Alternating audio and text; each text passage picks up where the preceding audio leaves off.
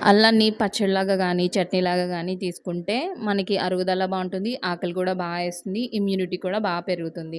అది కూడా పెసరట్టు కాంబినేషన్‌లో అల్లం చట్నీ ఇంకా చాలా బావుంటుంది. నాకు పెసరట్టు వేయడం పర్ఫెక్ట్‌గా వచ్చు కానీ, ఈ అల్లం చట్నీ నేర్చుకోవడానికి మాత్రం చాలా టైం పట్టింది. సేమ్ హోటల్ స్టైల్‌లో లానే ఉంటుంది. అంటే హోటల్‌లో తిన్నప్పుడు ఎలా ఉంటుందో సేమ్ అలానే ఉంటుంది. చట్నీ టేస్ట్ రావాలంటే ఘాటు, నెక్స్ట్ కారము, ఉప్పు, పులుపు, తీపి సమానంగా కరెక్ట్‌గా ఉండాలన్నమాట.